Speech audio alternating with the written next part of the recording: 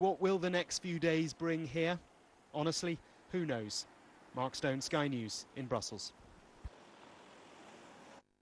So if Theresa May's plan is rejected, the likelihood of a no-deal Brexit increases dramatically. And in an exclusive interview, the operational lead for the Police Federation of England and Wales has told Sky News that officers fear disorder that could follow shortages of food and medical supplies.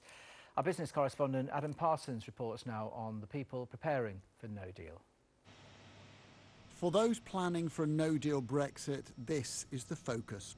If Dover is hobbled by new customs rules, they fear that could lead to delays, to lorries being backed up for miles and supplies struggling to get round the country. So could we cope? In an exclusive interview with Sky News, the Police Federation have expressed their fears that a hard Brexit could lead to disorder. I mean, this is 2018, it's the year that people dialed 999 because KFC ran out of chicken. And if that will happen, imagine what will happen if we start to see food or medical supply shortages. And we live in a liberal democracy. Protest is good. Protest is part of being a democracy. Where that moves into disorder, though, to violence, that's the concern. And where people can't feed themselves, potentially, where people can't get their insulin, potentially, it's a real concern that those protests might escalate into disorder. Do you think you can cope? At the moment, no, I don't.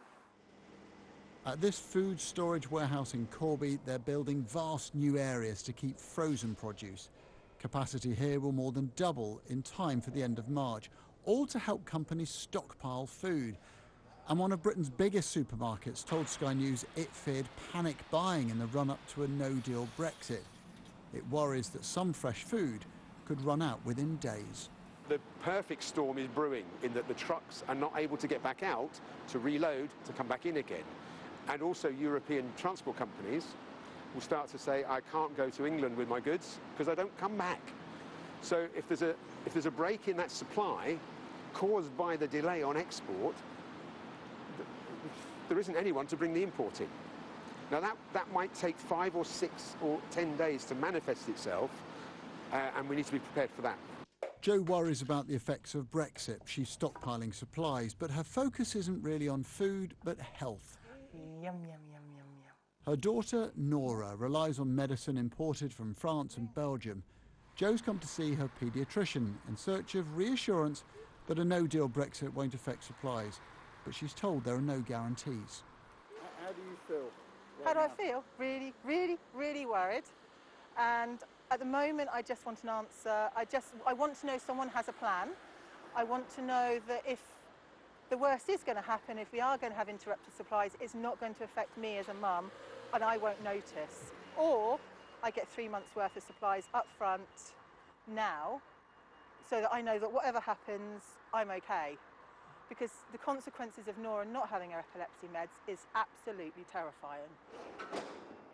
So is that reasonable? Could something as fundamental as medicine really run out?